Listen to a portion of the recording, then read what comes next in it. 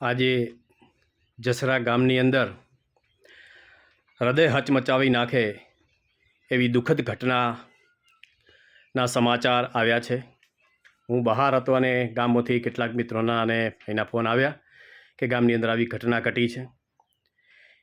એક ખેડૂત પરિવાર, ચૌધરી પરિવાર, બંને રાત્રિના સુમારે પોતાના ઘરની ફળિયામાં સૂતેલા હતા. ત્યારે રાત્રે અજાણ્યા શખ્સો એ આવી અને ગળાના ભાગે તીક્ષ્ણ હથિયાર વડે હુમલો કરેલો છે અને એમના ધર્મપત્ની છે, એમના 2 પગ પણ કાપવામાં આવેલા છે. ક્રૂર હત્યા કરી છે. આ જે કોઈ પણ નાલાયકો હોય આવાઓને પકડી અને તાત્કાલિક ગામ વચ્ચે આ લોકોને ફાંસી આપવી જોઈએ. આજે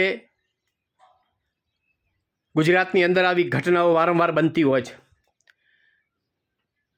ત્યારે ખૂબ જ દુઃખ સાથે કહેવું પડે છે કે આવા તત્વોને જાહેરમાં ફાંસી આપવી જોઈએ. અત્યારે બનાસકાંઠાના એસપી અક્ષયરાય મકવાણા સાથે પોલીસ કાફલા સાથે ત્યાં ઘટનાની તપાસ ચાલી રહી છે, પરંતુ દુઃખદ ઘટના છે.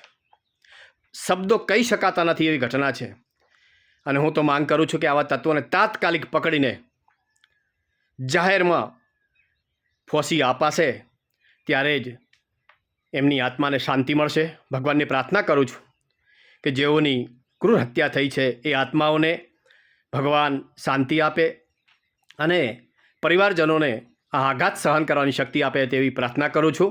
અને ફરીથી ગુજરાત સરકારને વિનંતી કરું છું કે તાત્કાલિક જે કોઈ પણ શખ્સો આની અંદર સામેલ હોય, લૂંટનો ઈરાદો હોય કે કોઈ પણ બીજો ઈરાદો હોય, તથ્ય બહાર લાવી અને ગુનેગારોને પકડી અને કડકમાં કડક સજા થાય એવી માંગ પણ કરી રહ્યો છું.